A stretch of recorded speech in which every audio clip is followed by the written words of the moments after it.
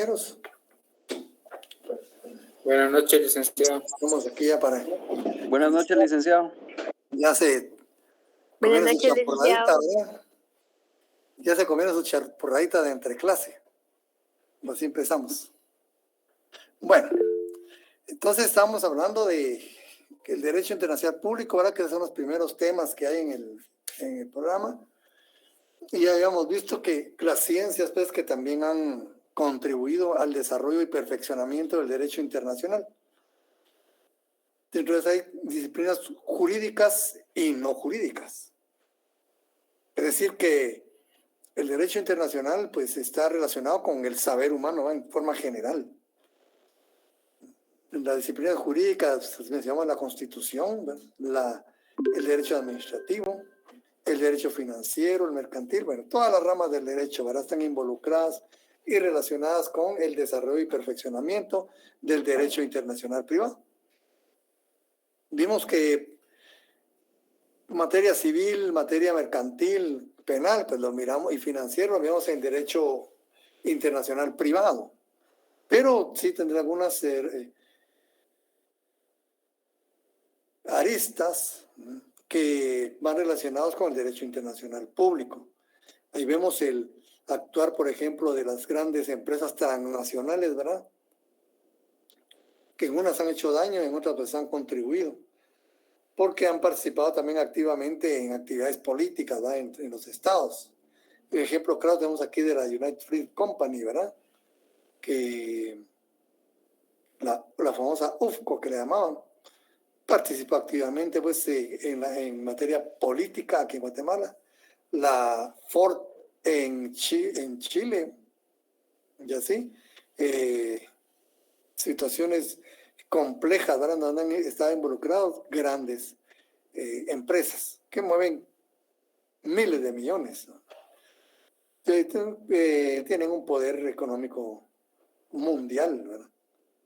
Y en penal y en civil, pues vemos que también se relaciona mucho con el derecho internacional privado. Pero eso no quiere decir que en algún momento puedan tener relación con el derecho internacional público.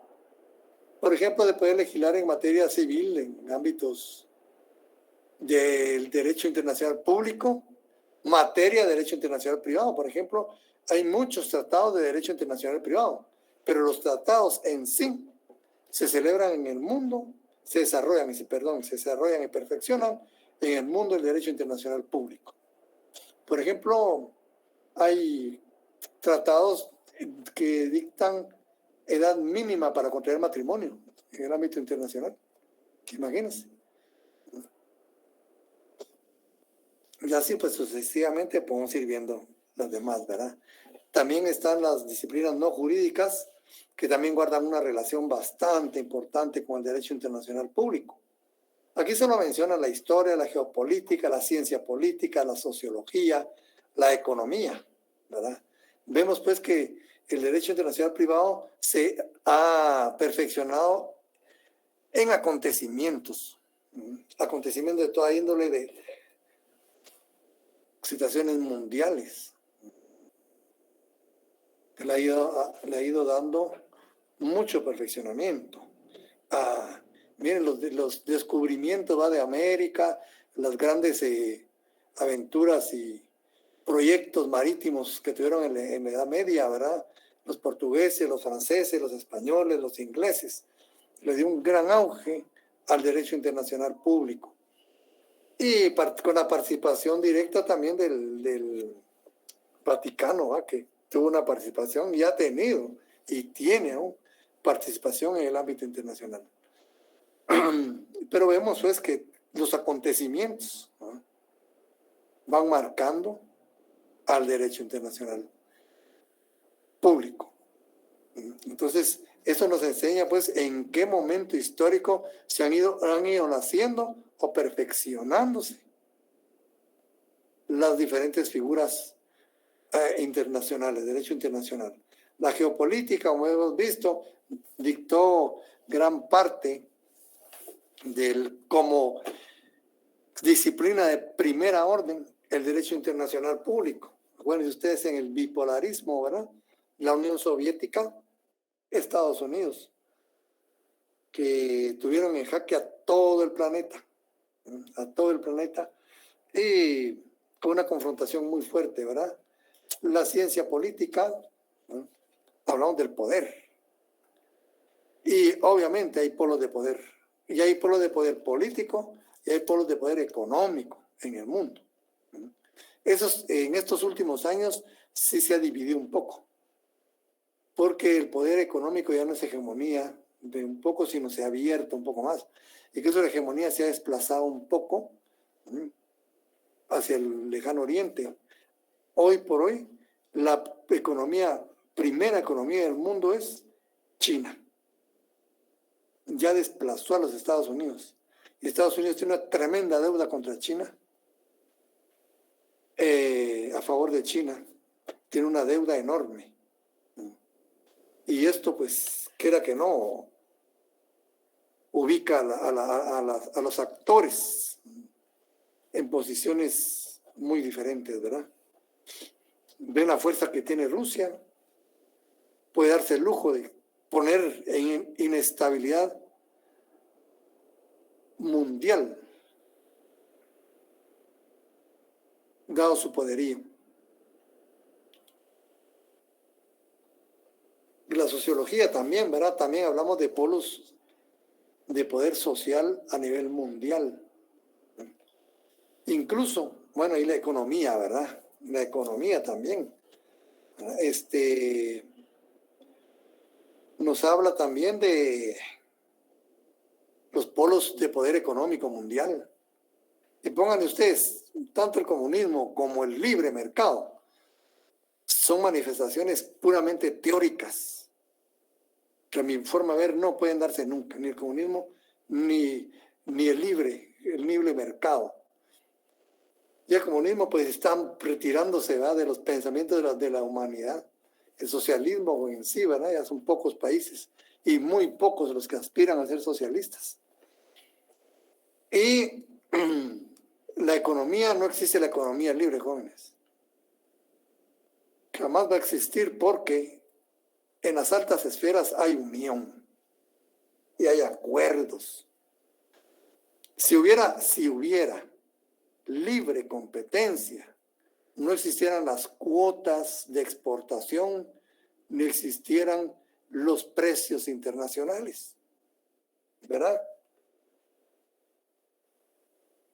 No existieran ni las cuotas de exportación, ni los precios internacionales, como los conocemos hoy, ¿verdad? Porque pueden haber cuotas de exportación y pueden haber precios internacionales determinados por la libre competencia. Eso sí puede haber, pero no lo hay. Esas cuotas las acuerda un grupo de poder económico mundial. Y los precios, imagínense cómo puede haber libre competencia si a usted le van a poner una cuota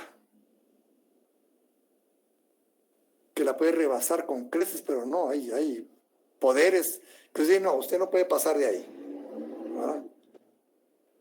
Y le voy a pagar esto. Pero atrás de ello hay acuerdos, ¿verdad? Entonces no hay libre competencia. Esa libre competencia también es teórica, jóvenes. Así que Friedman y el Chicago Boys y todos esos hay que revisarlos, porque no existe. Ahí en Argentina anda un político despeinado que a viento y marea grita sobre la libre competencia, y él muy ingenuamente cree que hay libre competencia. O espero que sea ingenuo, ¿verdad?, de pensar que hay libre competencia, y no la hay. Entonces, cuando no existan cuotas de, muy bien, Javier Milei se llama, cuotas de exportación y precios internacionales determinados por una élite mundial, no hay libre comercio, ahí no hay libre mercado, ¿verdad? Entonces también son postulados teóricos, como el comunismo son postulados teóricos, cuando se ponen a la práctica ya no funcionan, ¿verdad? Pero como manifestaciones del pensamiento humano, pues son muy importantes, porque dan a la tarea de que se piense, ¿no?, y que se avance sobre esas bases. O sea, no sino que son malas, ¿verdad?, porque algo tienen, ¿verdad? Algo tienen. pero no hay que pensar tan cándidamente, ¿verdad? Que la libre competencia existe.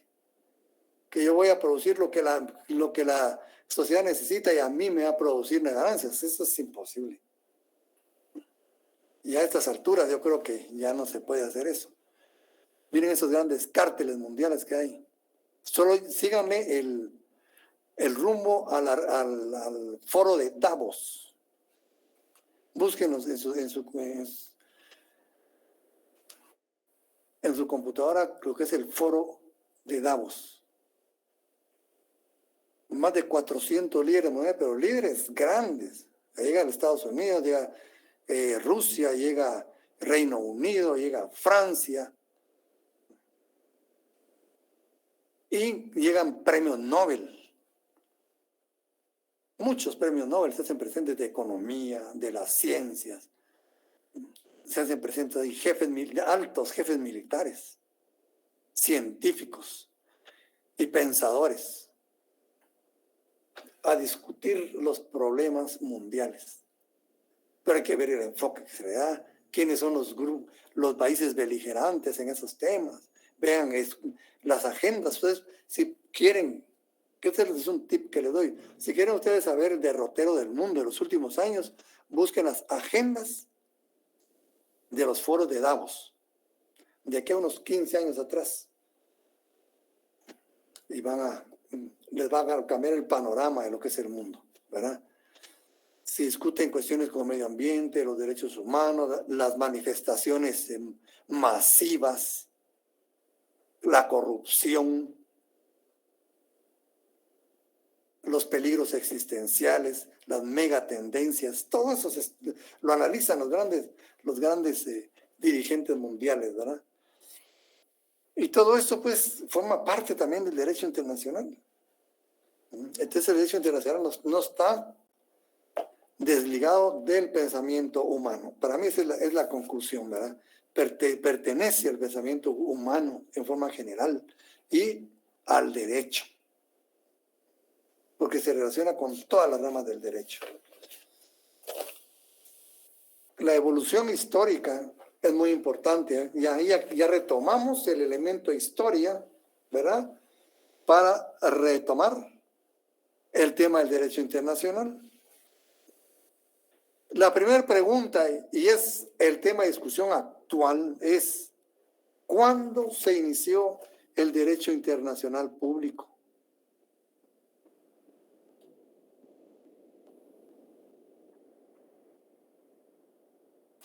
Esa es una pregunta también que tiene confrontados, ¿verdad?, a diferentes pensadores. Hay quienes dicen que el derecho internacional se inició desde que existían las primeras sociedades y tuvieron contacto. Pero hay quienes lo sitúan tal cual es hoy, ¿verdad? O sea, su embrión directo e inmediato cuando se empezaron a formar los estados modernos de Europa. Siglo XVI, 1500, un poquito antes, salía cuando Colón ya vino por acá, ya el derecho internacional ya había caminado algo, ¿verdad? Pero por esos momentos, tiempos, lo inician, ¿verdad? Y hay grandes pensadores en las dos escuelas. Nosotros, por cuestiones de comodidad, ¿verdad?, y claridad, a partir de la formación de los estados modernos, porque es cuando empiezan a utilizarse la terminología, ¿verdad? Empiezan a afianzarse los principios que tenemos hoy, las reglas que tenemos hoy, empiezan a reformarse también las sociedades a lo interno. Y muchos de esos postulados se manifiestan en el derecho internacional. Entonces, lo importante es pues que el derecho internacional responde a realidades históricas también, ¿verdad? Por eso tiene su evolución histórica. Se ha desarrollado a través de la historia, ¿verdad? Entonces, lo importante es que esta relación del derecho en el derecho internacional se hace sobre la base de la igualdad y soberanía de los estados. ¿Qué pasó en la antigüedad entonces? Acuérdense ustedes que los países antiguos podemos situar ya, por ejemplo, a Roma. Roma era un imperio, ¿verdad? Roma era un imperio avasallador. Imagínense ustedes, era tan avasallador que imponía su pensamiento, sus culturas, su derecho.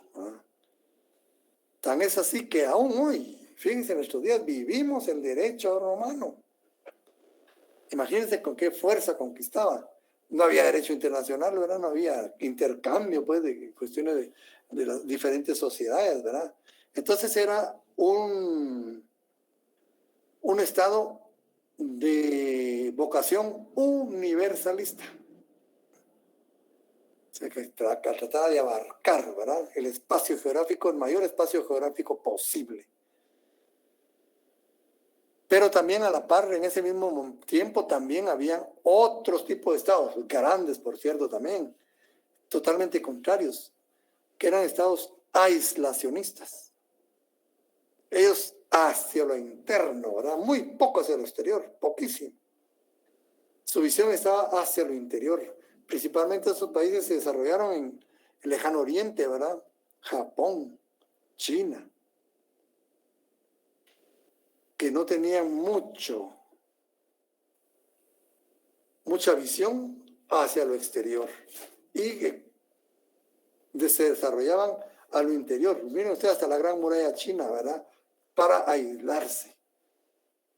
Bajo estas dos formas de estados, ¿creen ustedes que podría existir el derecho internacional público tal cual conocemos hoy? Muy difícil, ¿verdad? Muy difícil. Unos que no les interesaba y los otros que, a ninguno de los dos, pero uno ignorándolos y el otro avasallándolos, ¿verdad? No había un intercambio de sociedades, ¿verdad? Sino que simplemente no había. Entonces, bajo estos dos sistemas era casi imposible que existiera el derecho internacional público. Y ya vimos que también pues existieron otras sociedades como los judíos, ¿verdad?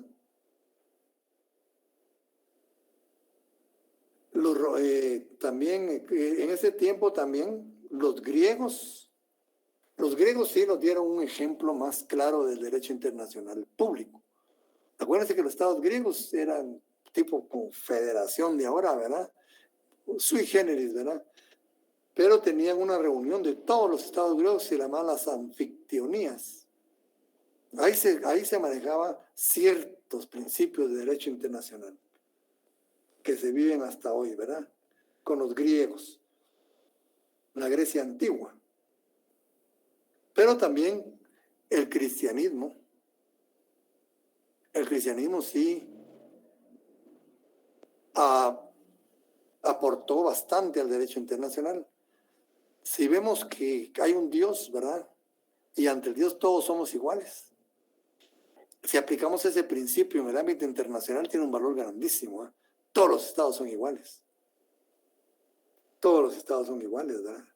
La dignidad de la persona, que abogó mucho, ¿verdad? El cristianismo abogó mucho por la dignidad de la persona, la igualdad de todos, el respeto, los principios básicos de comportamiento. Todo eso se puede traspolar al ámbito internacional y tiene validez, ¿verdad? Tiene validez. Y acuérdense ustedes que la iglesia, pues, por eso es católica, que es universal. Es una, pero está regada por todo el mundo, ¿verdad? Imagínense la influencia que tiene en la vida internacional. Incluso llegó a participar activamente en el repartimiento del mundo entre Francia, Inglaterra, España y Portugal. ¿Se acuerdan? Ellos se repartieron el mundo. Si ustedes ven los espacios que ocupan los estados aquí en América, son casi iguales Si lo sumamos, y uno pertenece a Inglaterra, otro pertenece a Portugal, otro a España, eso tiene raíces históricas. El Papa incluso participó en la división de Iberoamérica, dando una parte a Portugal y otra parte a España, en el Tratado de Tordesillas. El Papa fue como el árbitro de esa división de esta parte del mundo. Entonces vemos que el cristianismo y la iglesia han participado activamente en el derecho internacional.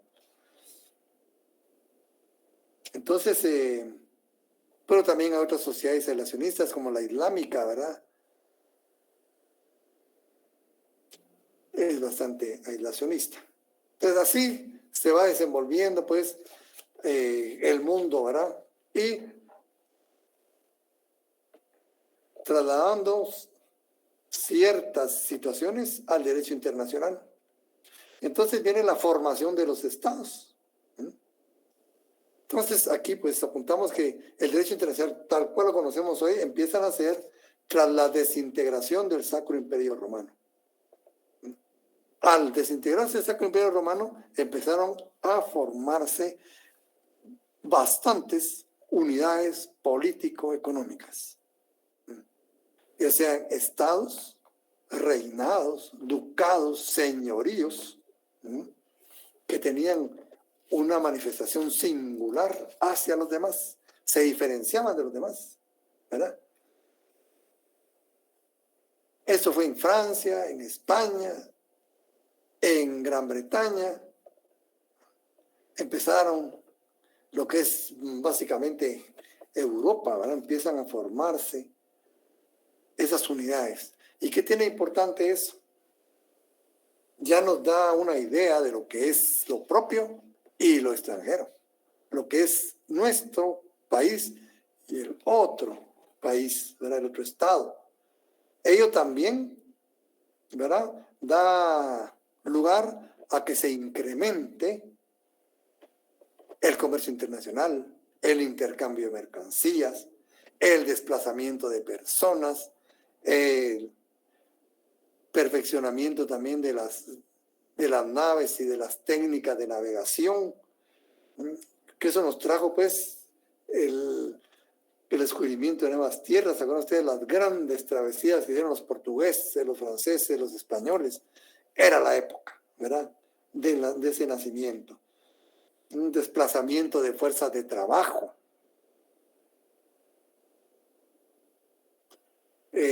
Nuevas técnicas militares y también con ello las confrontaciones. Ya empiezan, ¿verdad? Las manifestaciones de poder y de interés de una sociedad determinada contra otra sociedad determinada, o contra un gobernante determinado contra otro gobernante determinado. Eso dio lugar a que se desarrollaran muchas guerras, muchas confrontaciones. Y había un caos, pues, ¿verdad? ¿Quién organizaba ello? ¿Bajo qué parámetros iba a relacionarse y a desarrollarse toda esa nueva realidad mundial? Entonces, todo ello condujo a la necesidad de establecer principios, reglas, normas. Como ven, el derecho internacional público es utilitario. No nace porque sí, nace porque se necesitó que naciera. Tenían que haber parámetros de conducta en los estados. ¿Y quién nos podía imponer? ¿Quién podía imponer esos parámetros de conducta? Nada más que el derecho internacional. Y es así pues como empiezan a nacer instrumentos jurídicos y prácticas que norman la conducta de los estados. Y principios, ¿verdad? Como la igualdad de los estados, el reconocimiento de la dignidad de los estados, el respeto entre los estados. Todo ello se plasmó en tratados de diferente índole, ¿verdad? De paz, comerciales, podría ser hasta de intercambio cultural, ¿no? Ustedes que los hay todavía ahora. El intercambio de embajadores, la apertura de embajadas. Y miren qué importante ustedes, porque la embajada se presume territorio del Estado que representa. Esto es algo importante, ¿verdad? Reconocimiento de soberanías. Cuando se descubrían nuevas tierras, ¿a quién pertenecían? Bueno, pues esto también trae, con efecto dominó, ¿verdad ustedes? Trae también aparejado el surgimiento de teóricos, de estudiosos del derecho internacional. Ya se había abierto un campo bastante amplio, ¿verdad?, frente a las nuevas realidades. Y toda esa manifestación formal y práctica y de facto requería también un fundamento teórico para sistematizar doctrinariamente todo ello, ¿verdad? El principio ese de pacta sunt servanda, por decirles algo. El respeto a los tratados, ¿verdad? Que el exequatur, todas esas cuestiones, miren, todavía tienen nombres en latín, para que ustedes se den cuenta desde hace cuándo nacieron, ¿verdad? Y entonces empiezan a proliferar y a nacer grandes estudiosos del derecho internacional, propiamente, ¿verdad? Unos con el derecho natural, otros con el, empiezan las manifestaciones y las corrientes, diferentes corrientes filosóficas del derecho, ¿verdad? Dominó la corriente del derecho natural, no era la única, pero esa dominó, ¿verdad? El derecho natural, que fue muy importante para esa época, ¿verdad? La razón universal, ¿verdad? Puesta al servicio de la convivencia jurídica. Entonces hay cuestiones como que pueden decir de sentido común, ¿verdad? Como todo daño tiene castigo y exige reparación. Hasta puede sonar como lógico, ¿va ustedes?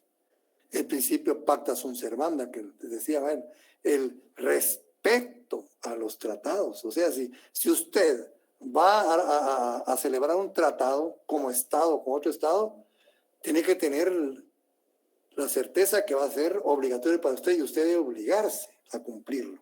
Ese principio pacta sunt servanda, muy importante. Libertad de navegación por los mares. Empieza también el ritual del protocolo diplomático. ¿Cómo se recibían a los embajadores, verdad? No como cualquier persona. ¿Cómo se recibían también la palabra de un embajador? Todo ello pues fue perfeccionándose, ¿verdad?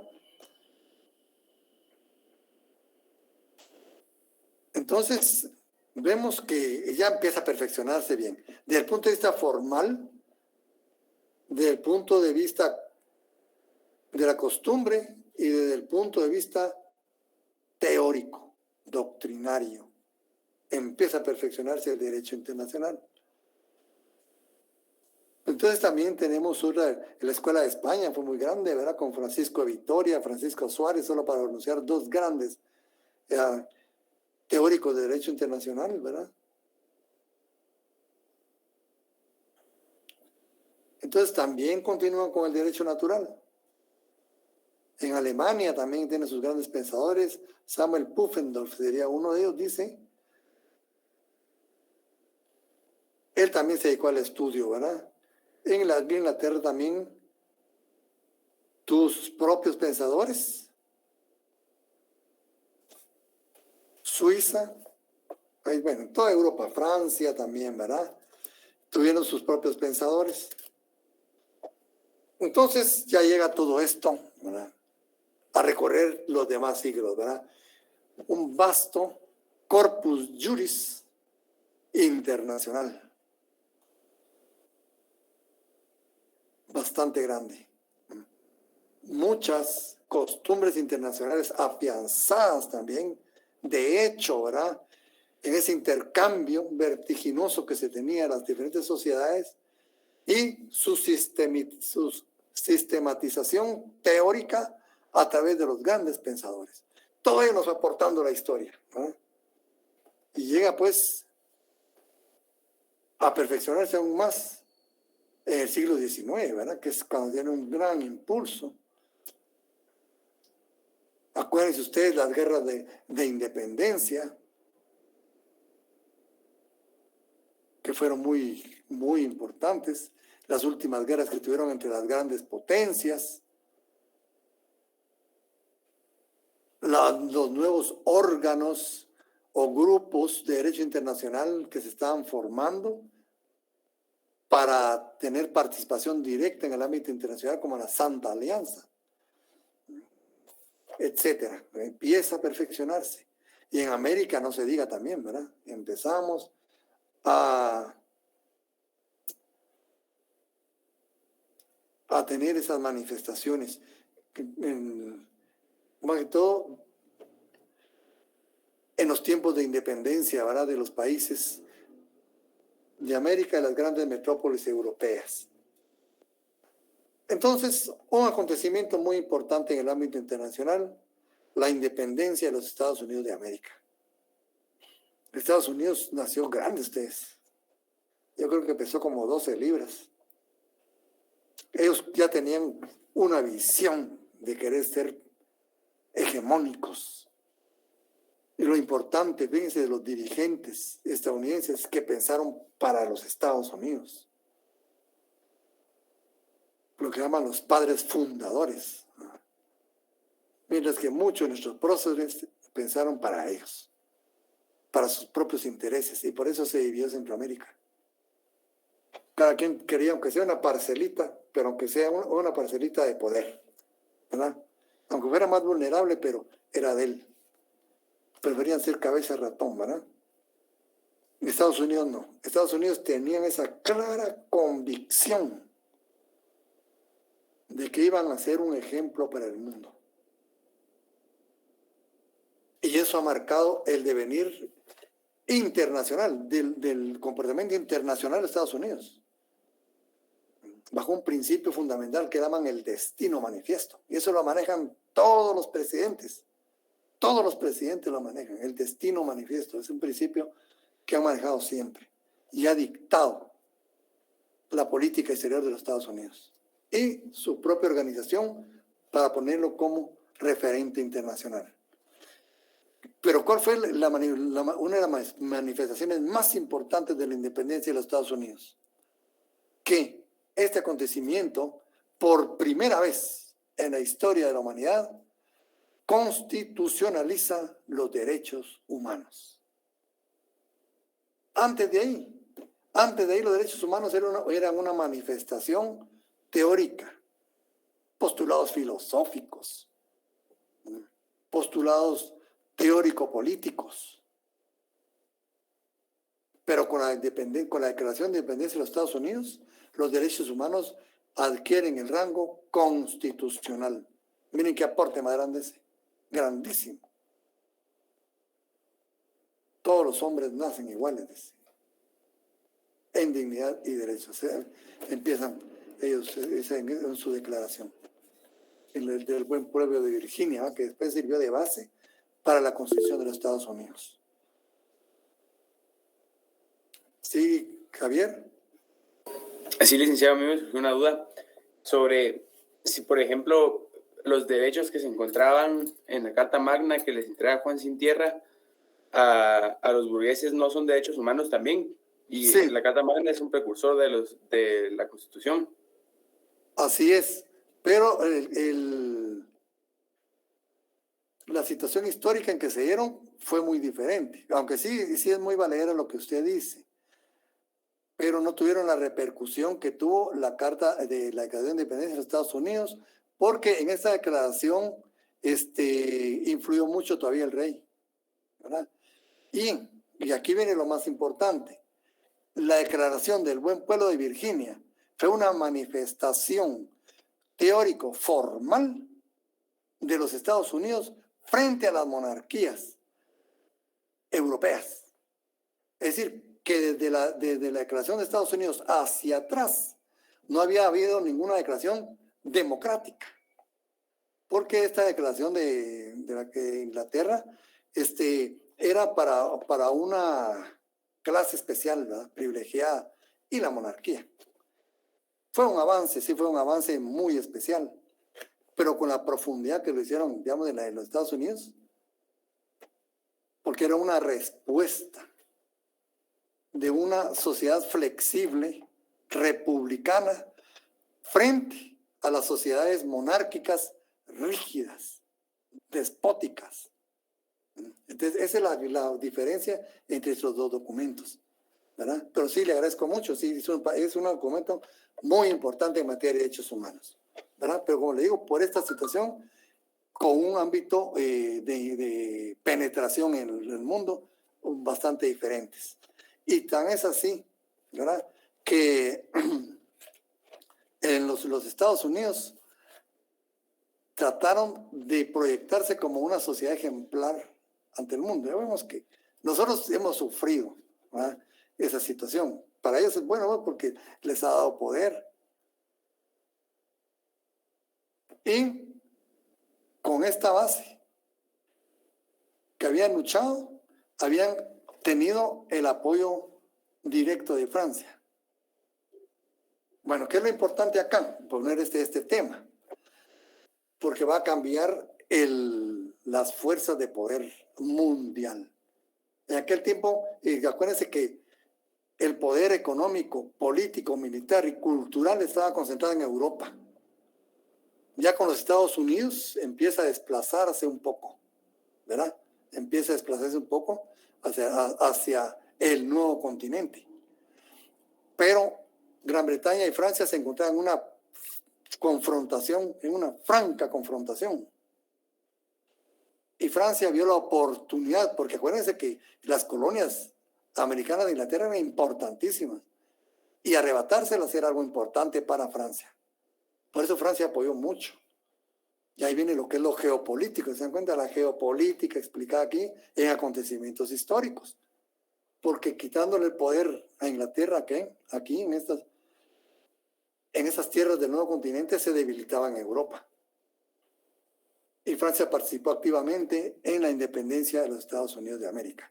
Ahí está la Estatua de la Libertad como un símbolo, ¿verdad?, de esa situación. Bueno, tan es así que vinieron, ahí está Lafayette, ¿verdad?, que era francés y vino a luchar en la independencia. Que esta declaración del buen pueblo de Virginia caló en muchos dirigentes de Francia, ¿verdad? Porque la independencia se da en 1776. Y los políticos franceses retoman algunos postulados y lo plasman en la Revolución Francesa, como ven, antimonárquica.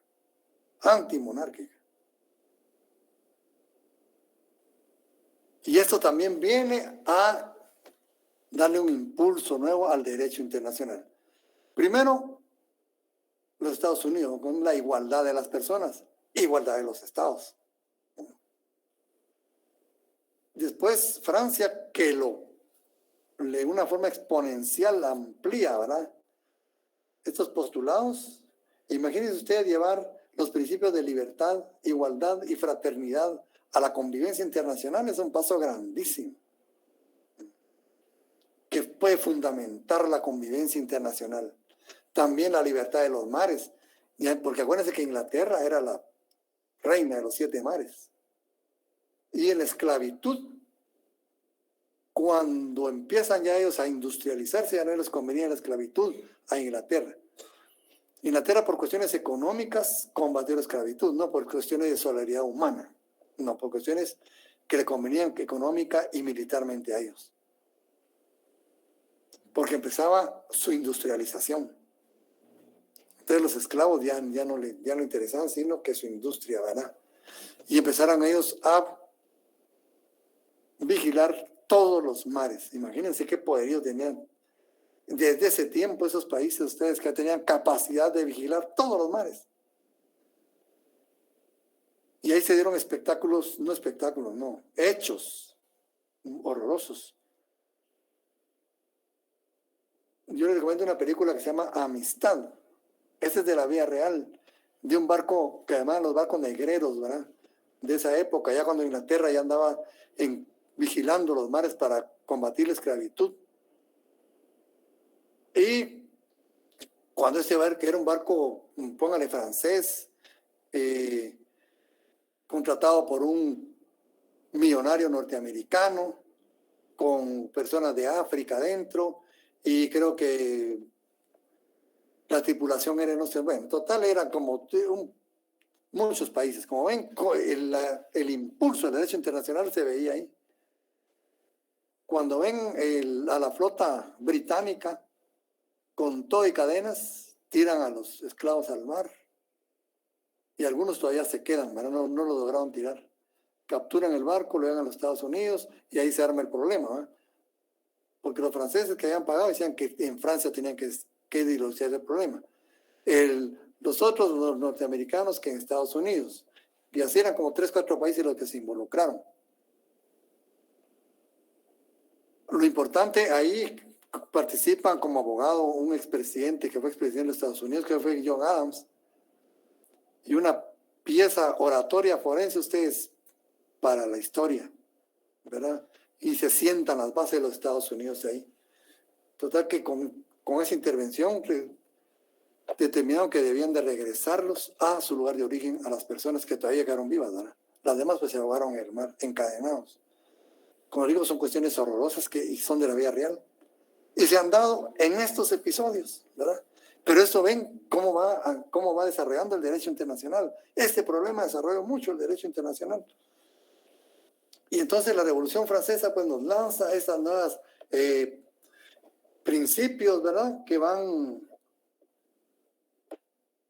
desarrollando el derecho internacional. Estados Unidos se afianza. Y en 1856, ¿verdad? Los filibusteros que quisieron poner una arista del partido esclavista aquí en Centroamérica, la guerra centroamericana, como si ustedes quieren leerlas, una parte de la historia muy bonita de Centroamérica. Logramos sacar a gente que venía con muy malas intenciones para Centroamérica, y hubo personas muy valientes ahí, ¿verdad? Pero antes de ello había abierto otro acontecimiento muy importante. En 1815, miren la fecha, ¿verdad? 1815, pleno auge de los movimientos independentistas.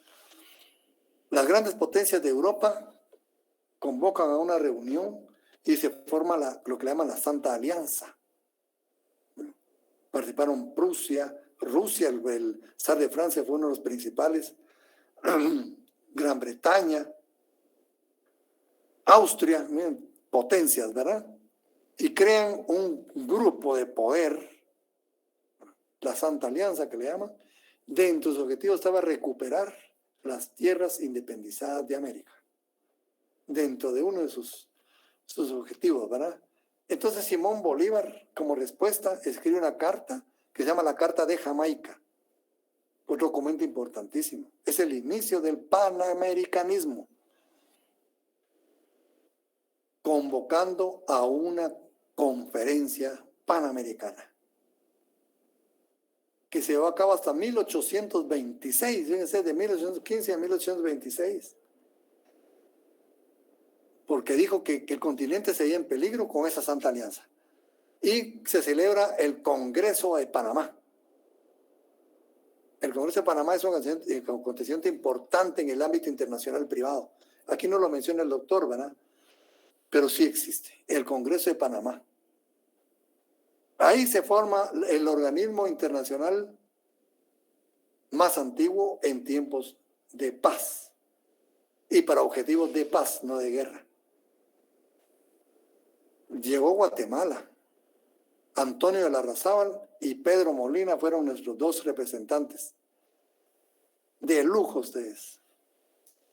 Larrazábal venía de las Cortes de Cádiz, brilló en las Cortes de Cádiz, incluso fue perseguido por Fernando VII por sus intervenciones valiosas, muy valientes ahí en las Cortes de Cádiz. No funcionó, bueno, tuvieron que interrumpirlas porque llegó gente muy bien preparada ya, y él venía con ese bagaje al Congreso de Panamá. Y claro, se hizo un manifiesto. Si ustedes ven, es casi la ONU y la OEA, adelantadísimos a la época. Pero solo Colombia lo ratifica y se queda como un documento histórico. En 1898, Estados Unidos, después de su guerra de secesión, fíjense, empieza la guerra contra España por la independencia de Cuba. Cuba pide ayuda a Estados Unidos. Estados Unidos le manda un ultimátum a España diciendo que resuelve ese problema o entra. Hay un acontecimiento ahí en el mar y Estados Unidos le declara la guerra a España. Estados Unidos le ganó la guerra caminando a España. Y en los tratados de París, esos tratados ya fue dictado por los Estados Unidos, ya no hubo negociación, ¿verdad? Ya no hubo negociación en la posición que estaba España. Ahí pierden Filipinas, las islas de Siam, la influencia directa en Puerto Rico y Cuba. Y ya empezaban esas mentadas doctrinas, ¿va? La doctrina Mahan, la doctrina Monroe. La doctrina Mahan decía el dominio de los mares. Y de la doctrina Mahan se deriva el Canal de Panamá. Y el Canal de Panamá representa la independencia de Panamá frente a Colombia. Ven ustedes cómo esos acontecimientos internacionales van influyendo en el derecho internacional directamente, ¿verdad? Y proliferan entonces los tratados, ¿verdad? Y así pues todo el siglo XIX, ¿verdad? 1800.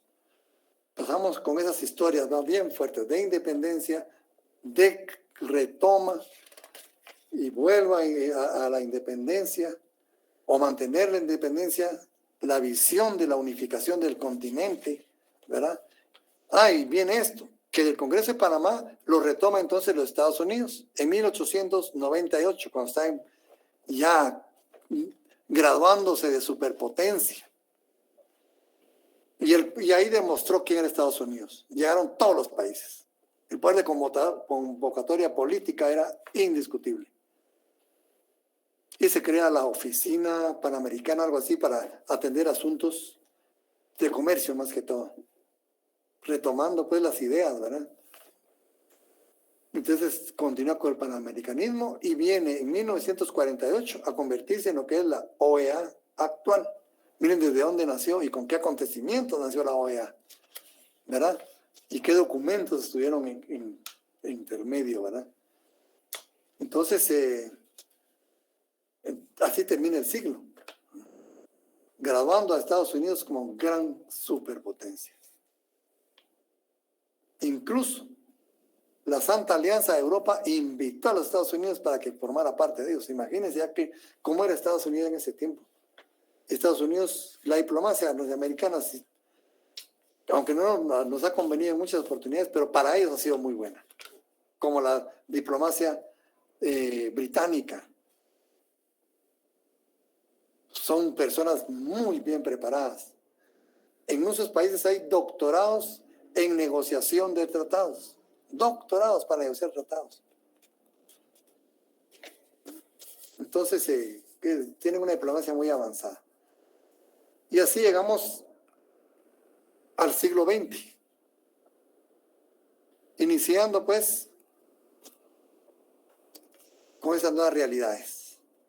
Y como ustedes saben, uno de los acontecimientos más importantes es la Primera Guerra Mundial, ¿no? La Primera Guerra Mundial, pues de 1914 a 1919.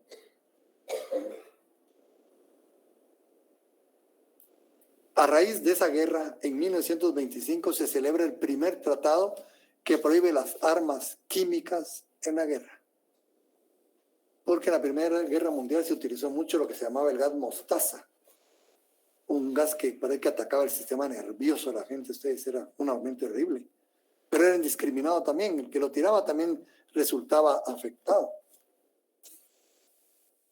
Se utilizó por primera vez la fuerza aérea en una confrontación bélica. No existía prácticamente, todas las guerras anteriores habían sido totalmente diferentes. Hoy no. Hoy ya se podía ver desde el aire toda la situación. Se utilizó por primera vez en el tanque como vehículo de combate. Ustedes saben, pues, después de la Primera Guerra Mundial hubo un cambio, ¿verdad?, en el escenario político, en la geografía económica y política de Europa, hasta la Segunda Guerra Mundial, que empieza en 1939. Hubo 20 años, ¿sí? A ese periodo se le llama de entreguerras. El de la Primera Guerra Mundial y el de la Segunda. Aunque fíjense ustedes que ahora hay teóricos que están diciendo que fue una sola guerra, con una especie de pausa. Y esos estudios están hoy, ¿verdad? Que es una sola guerra, la guerra del siglo XX, que se dividió en dos. Y aquí la tienen como dos guerras, ¿no? Eso es tema de otra discusión, ahora se los cuento. Pero en ese periodo de entreguerras también es importante. Recuerden ustedes que podríamos decir que se dio la Revolución Rusa, ahí se asentó ahí, ¿verdad? La Revolución Rusa y empezó pues su marcha, ¿verdad?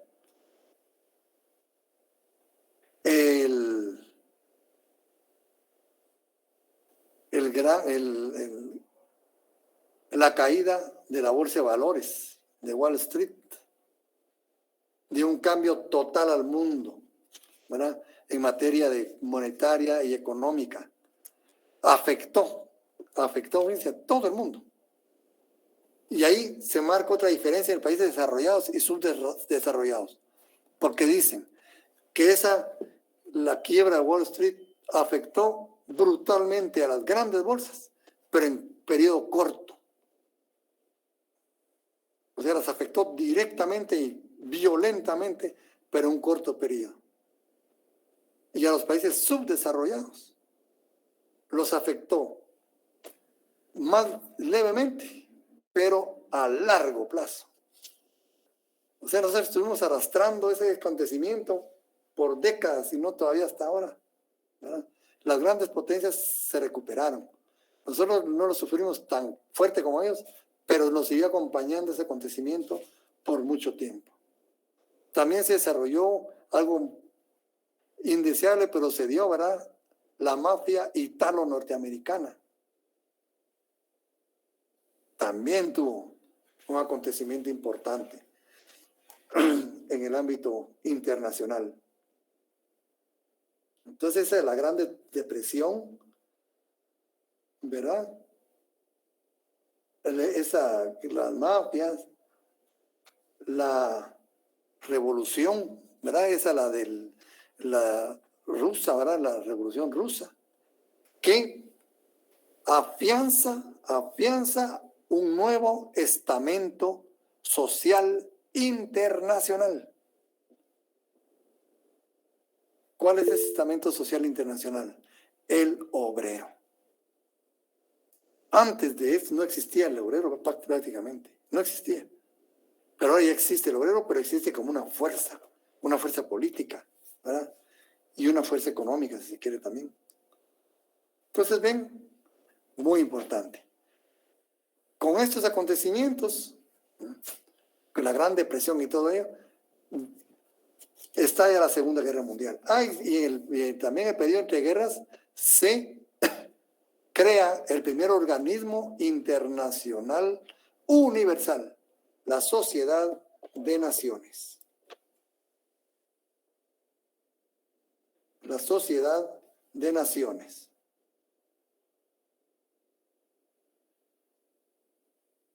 Que es el antecedente directo de las Naciones Unidas. Ven, ya había un órgano mundial que iba a coordinar a los estados para cuestiones de desarrollo, de paz, de todo ello. Aún con esto,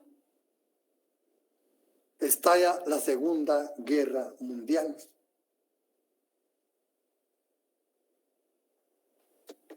De eso ya tengo un poco más de conocimiento, ¿verdad?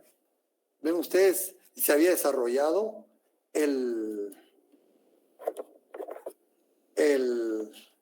las técnicas militares, las armas, y fue mucho más cruenta, mucho más cruenta. Incluso, ven, ya hubo energía nuclear bélica empleada en esos campos.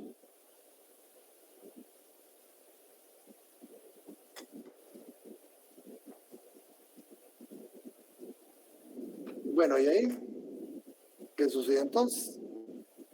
¿Qué nos trajo la Segunda Guerra Mundial? Lo que le llaman el bipolarismo, ¿verdad? Bipolarismo mundial, únicamente dos polos de poder mundial, geopolíticamente opuestos. La energía nuclear, tanto bélica como civil. Muchos países empezaron a producir energía nuclear.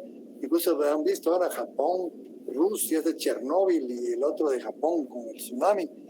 Eso lo estaban utilizando para energía, ¿verdad? Civil. De energía nuclear. Y todo esto, ¿ahora qué viene? Entonces, la Segunda Guerra Mundial también, las dos guerras del siglo XX, retrasaron la globalización que estamos viviendo hasta hoy, ¿verdad? Pero, y aquí viene el pero, si la atrasaron, también la profundizaron en sus efectos. Fue más profunda. Ven, esos acontecimientos, nosotros lo vemos y nos vienen afectando hasta ahora, ¿verdad? La globalización es un poder más horizontal en lo económico, en lo político. Aunque vemos que hay hegemonías, ¿verdad ustedes? Y las siguen existiendo, aún hoy por hoy. Pero en la globalización, ¿qué papel jugamos nosotros? En la división internacional del trabajo. ¿Qué papel juega Guatemala? Con el ex vicepresidente, ¿verdad? Le ofrezco mano de obra. Le digo a otro presidente. ¿En dónde estaba citando a Guatemala?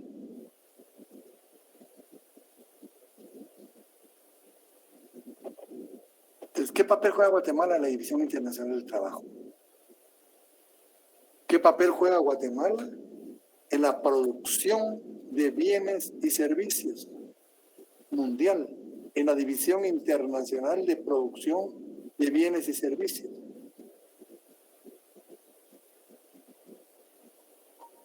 ¿Qué papel juega Guatemala en la distribución internacional de bienes y servicios?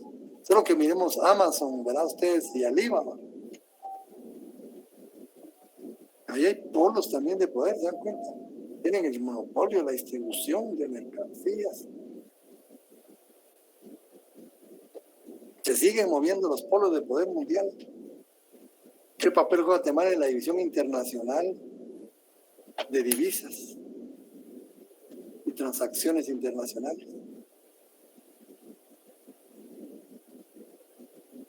Todo esto nos viene dictando esos cambios, la globalización, ¿no? Entonces, la globalización nos viene a poner en un sitio, conscientemente en un sitio, ¿verdad? ¿Quiénes somos? ¿Y hacia dónde vamos? Como le digo, entonces, estos acontecimientos mundiales atrasaron la globalización, pero la profundizaron. Y hoy, pues, estamos en otra carrera, ¿verdad? Como ven, hay un impulso nuevo a la carrera espacial, sobre otros términos totalmente distintos. Porque si antes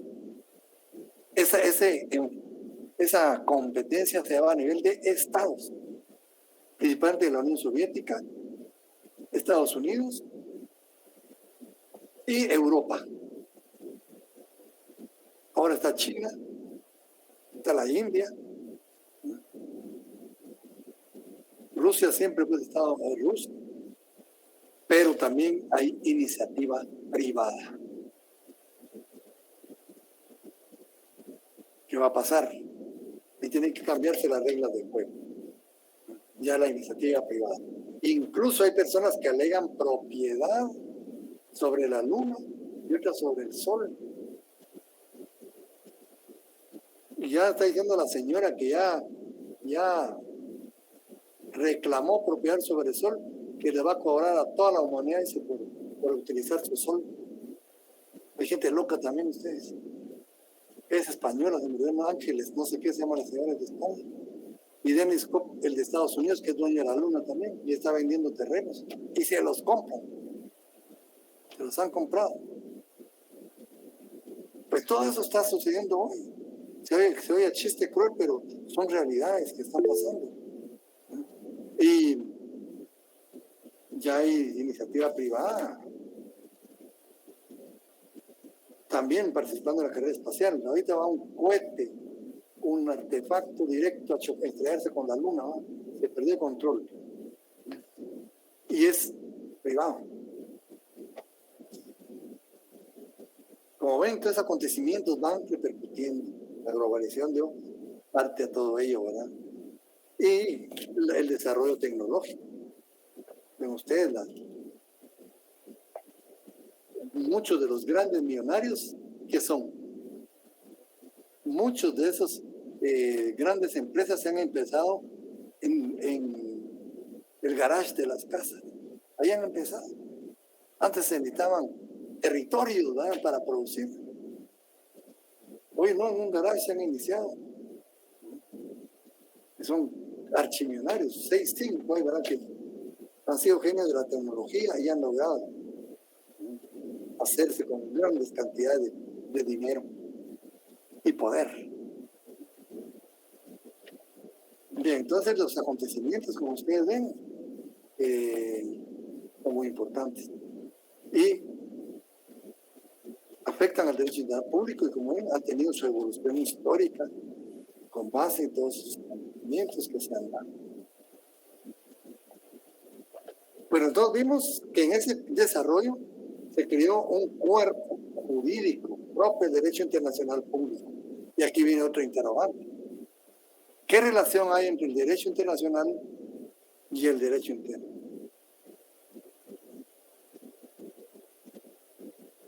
Aquí hay una situación muy importante, porque también es un tema de discusión abierto hoy por hoy.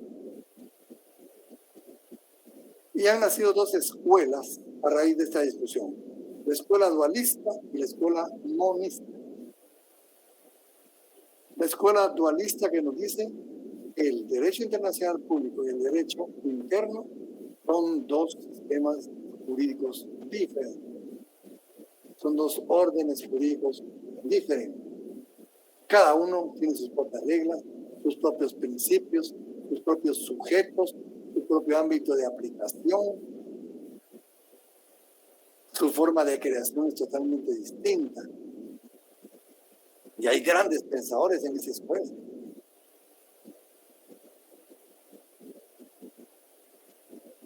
Y está la escuela monista, que nos refiere que el derecho internacional y el derecho interno forman un solo sistema jurídico y forman parte de un mismo concepto, de un solo concepto. Eso también es importante, ¿verdad? Porque incluso dicen que los tratados internacionales deben introducirse en el sistema interno de cada estado. ¿Y será ustedes que nosotros también introducimos el derecho interno a nuestro sistema? ¿Qué opinan ustedes? Sí, ¿verdad? O sea, el derecho internacional no se queda como un derecho ajeno de aplicación esporádica, no. Entra dentro del sistema propio, ¿verdad?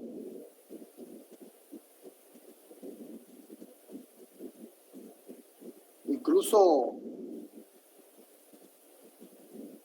el Congreso de la República tiene tiene que aprobar los tratados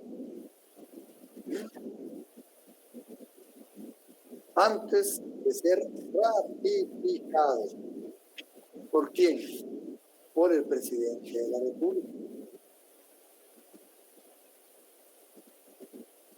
¿Verdad? Por el presidente de la República. Entonces, como ven, lo estamos introduciendo a nuestro sistema.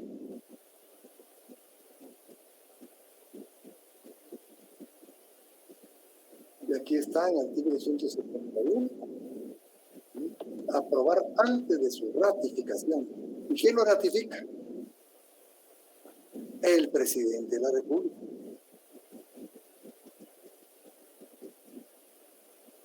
Dice dirigir, bueno, el 171 ya dijimos, ¿verdad? Que es para el Congreso.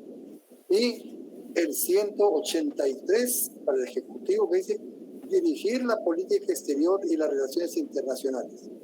Celebrar, ratificar, denunciar tratados y convenios de conformidad con la Constitución. Entonces, el Congreso aprueba y el Ejecutivo ratifica. ¿A qué vamos? Aquí vamos moviéndonos en estas dos escuelas, ¿verdad? Este movimiento, este procedimiento, tiene como objeto que los tratados puedan ser aplicados hacia nuestro Estado o hacia las personas a quienes va a depender, para que formen parte de nuestra legislación. Entonces, hay la escuela dualista y la escuela monista. La escuela dualista, que son dos sistemas jurídicos diferentes, la escuela monista, que es un solo sistema, forman un solo concepto. Pero también dentro de la escuela dualista hay una subdivisión. Hay unos que abogan porque el derecho internacional prevalece sobre el derecho interno y el otro grupo, al contrario, dice que el derecho interno prevalece sobre el derecho externo. Esa es una discusión también que está abierta. Aún hoy está abierta a discusión, ¿verdad? Y esas son las dos escuelas que están hoy por hoy. La Constitución nuestra dice algo al respecto, ¿verdad? Dice, se establece el principio general de que en materia de derechos humanos, los tratados y convenciones aceptadas ratificados por Guatemala tienen preeminencia sobre el derecho interno. Hay dos límites aquí. El primero dice que solo en los tratados en materia de derechos humanos, los demás no, solo en materia de derechos humanos. Y tienen preeminencia sobre el derecho interno. Y aquí se fincó la discusión. ¿Qué es derecho interno para nosotros? Pero dicen que la Constitución no puede prevalecer sobre la Constitución. Sobre todo el sistema jurídico posterior, sí, ¿verdad? Entonces ahí están las dos escuelas. Y esa es discusión que existe hoy por hoy, ¿verdad? Y está abierta la discusión. Se menciona otra autora que presenté ahora, la doctora Loreta Ortiz, de México, que dice ella que la relación que no hay en el monismo, ¿verdad? No hay ni subordinación de un derecho sobre otro, ni prevalece ninguno sobre otro. Lo que hay, dice ella, es una relación de coordinación o conciliadora. Dichas tesis parten, ¿verdad?, de coordinación y no de subordinación, ¿no? Así dice que sería otra corriente, ¿verdad?, en la escuela monista. Muy interesante, por cierto, ¿verdad? Entonces dice aquí el doctor, personalmente creo que debemos aceptar el problema como algo que responde a una realidad. Dicha realidad es que a veces sí puede existir un conjunto de normas de derecho internacional diferente de aquel conjunto de normas de derecho interno. También sé que en la mayoría de los estados del mundo cuentan con un procedimiento interno por medio del cual incorporan a su propia legislación, ¿verdad?, principios, reglas y normas contenidas en los tratados, los cuales hasta que no han sido ratificados no se consideran parte de la legislación interna. ¿Y quién ratifica los tratados? ¿Quién dijimos nosotros? ¿Sí? El Ejecutivo, el presidente de la República. ¿Quién los aprueba? El Congreso. Ahí tenemos ya la posición, ¿verdad?, respecto de esa relación, ¿verdad? Relación, bueno, puede ser confrontación, derecho interno, derecho externo. Y que es muy importante, ¿verdad? Porque como nosotros como abogados, ¿cómo miramos ese sistema jurídico? ¿Verdad?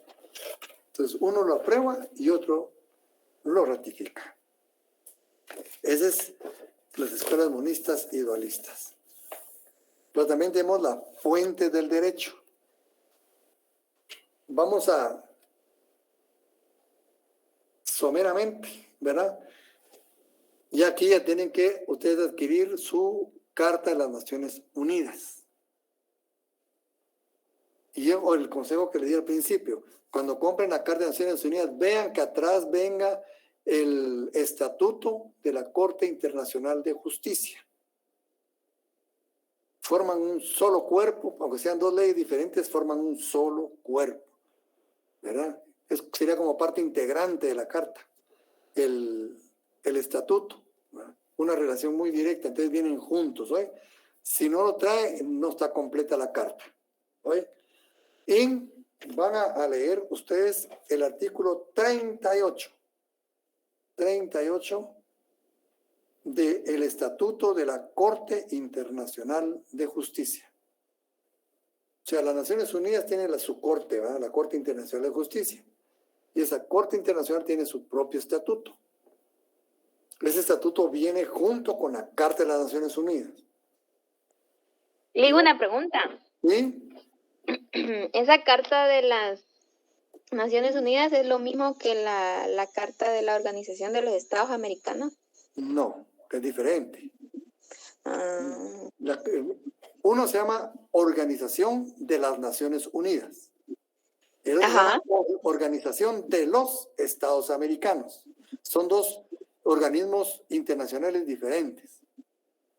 Las Naciones Unidas tienen aplicación planetaria, mundial, mientras que la OEA tiene aplicación únicamente continental. Por eso se llama americanos, porque es solo el continente americano. ujú. Bueno, entonces son dos organismos diferentes. La OEA también tiene su propia carta, que se llama la Carta de la Organización de los Estados Americanos, con sus 4 protocolos que les dije, ¿verdad?, que los han reformado. Ver a las Naciones Unidas se le llama también Carta de San Francisco, ¿sí?, que tiene aplicación universal y la otra continental. Y no hay una relación jerárquica entre ellas, ¿eh? La OEA no le pasa informe en plan de jerarquía a las Naciones Unidas. Forma parte del sistema de Naciones Unidas, pero con aplicación propiamente continental, ¿verdad? Y las Naciones Unidas es universal. Entonces son dos cuerpos jurídicos diferentes, ¿eh? Porque son dos organismos internacionales diferentes. Entonces, del Estatuto de la Corte Internacional, vamos a leer el artículo 38.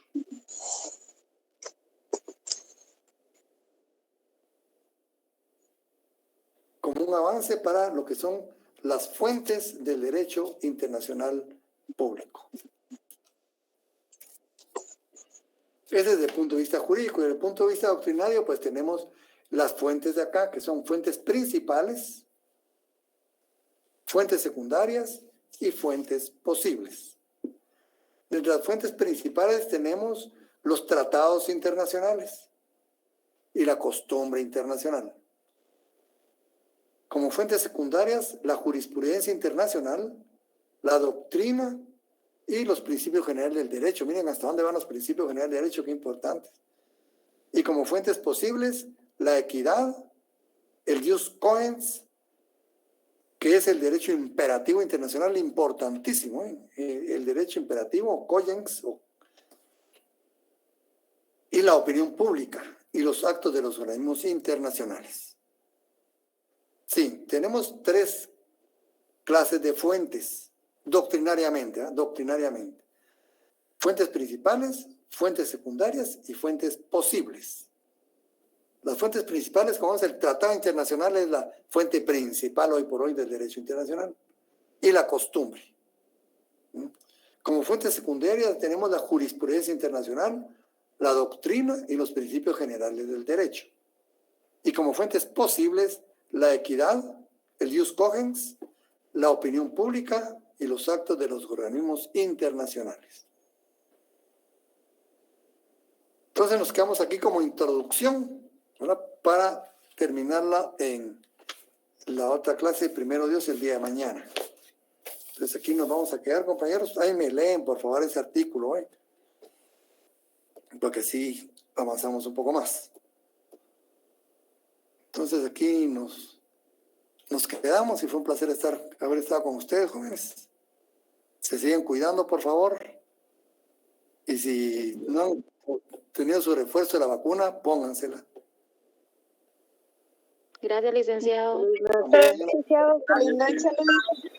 Mañana. Buenas noches. Gracias.